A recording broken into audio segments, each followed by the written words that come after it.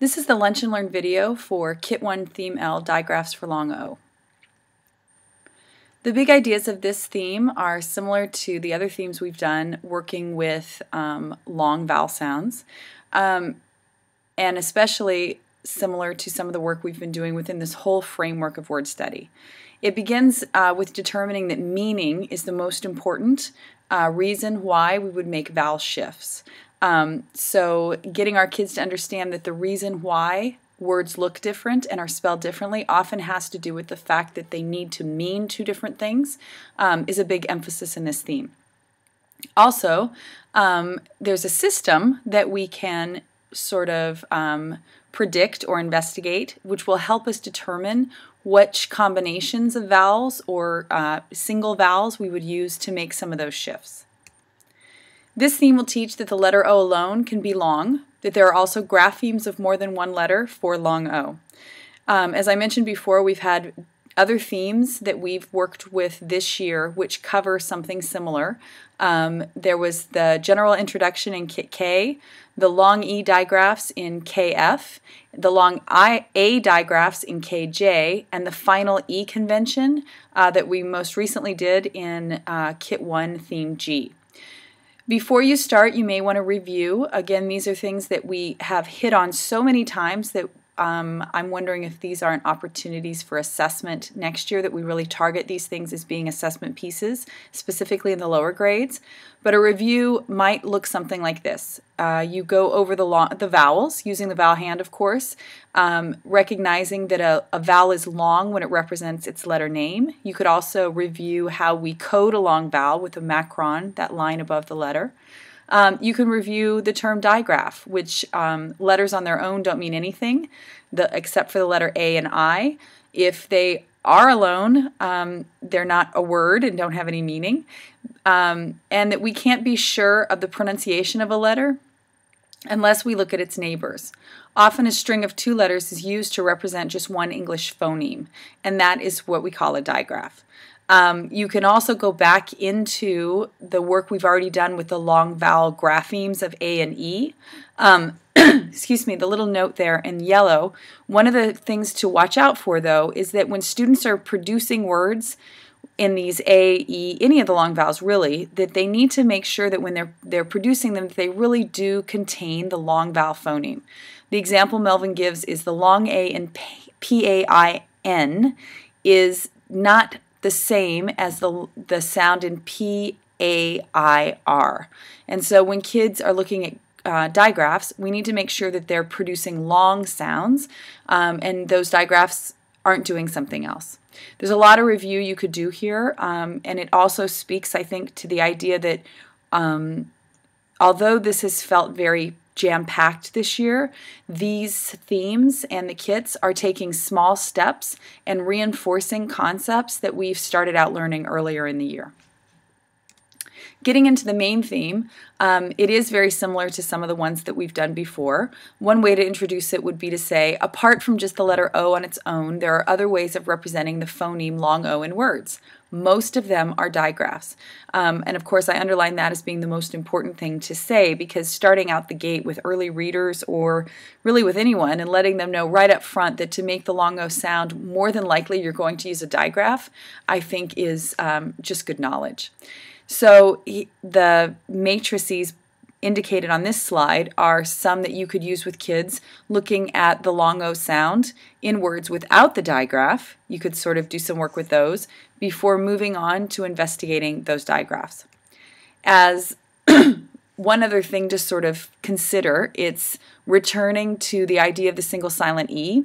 And when a single silent E is sending a spelling signal that the previous vowel is long, the E is silent because it in itself is not representing any speech sound. This is that sort of placeholder that the single silent E is making for us. We worked with this in the last theme, but of course continuing to investigate this or work with this idea is good for our kids in a gradual release, from a gradual release standpoint.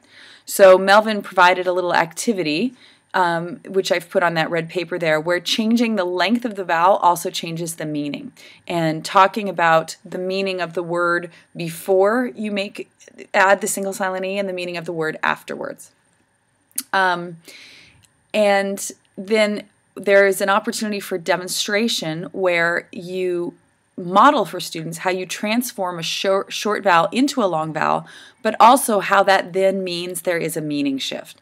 And his example was to use the word not, N-O-T, adding the single silent E to transform it and ending up with the word N-O-T-E, which is the word note, obviously two very different meanings.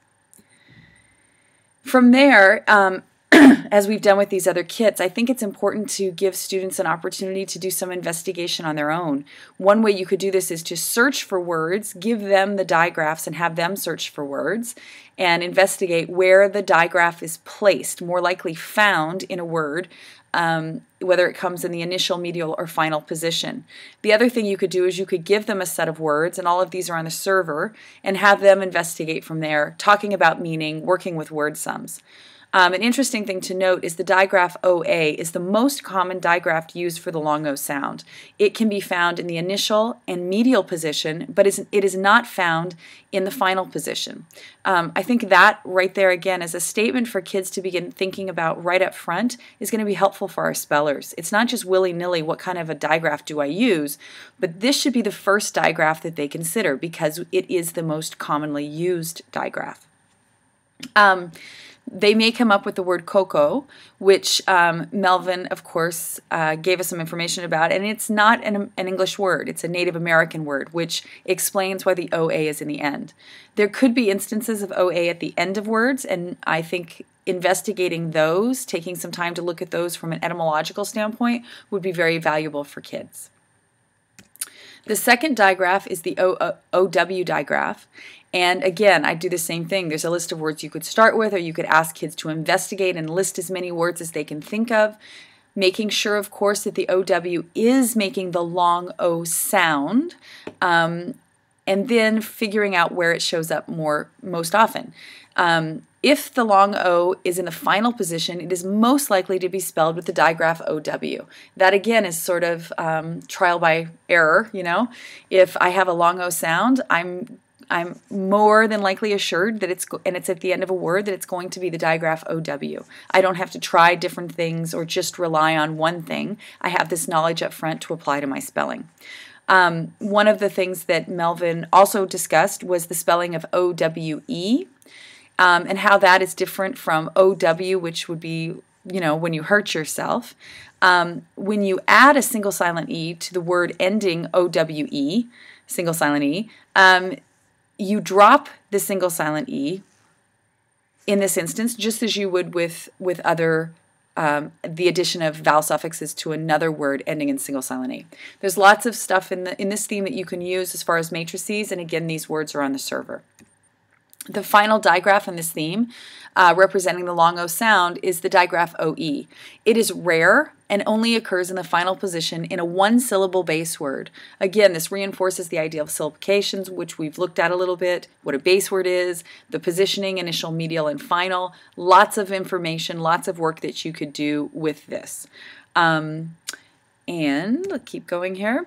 Other things which might come up in this theme, words that students might bring to you that you put on your wonder wall, keeping it contained in this theme work.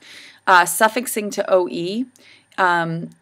Interestingly enough, if it's a vowel suffix ed, you would do what we normally do, and the single silent E is removed and the ed is added. However, when adding ing, the single silent E stays attached. And he indicated that this is the same thing that happens with the word dye or dye, to change the color of something.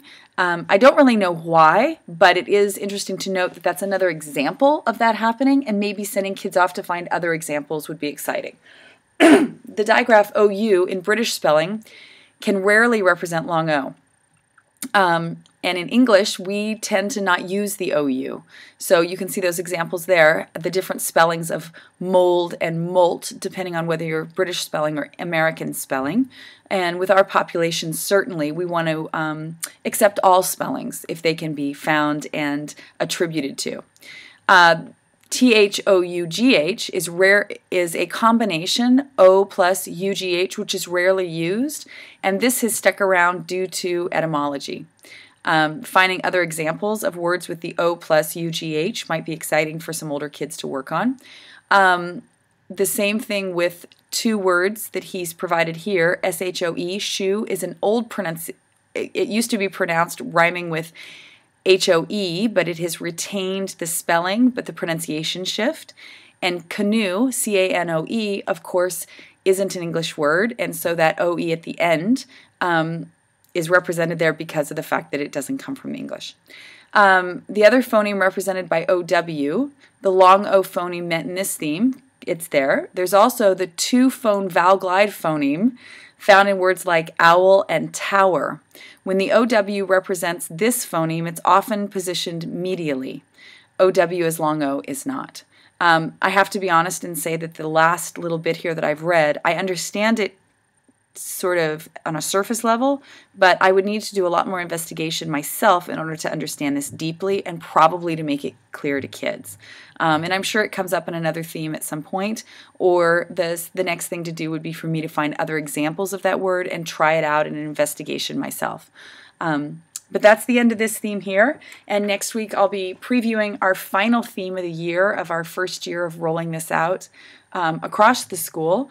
And of course, that being the final theme is just a celebration and a testament to the hard work we've done and the good teaching that all of you have really given your students this year. It's a gift. So thanks for all you do.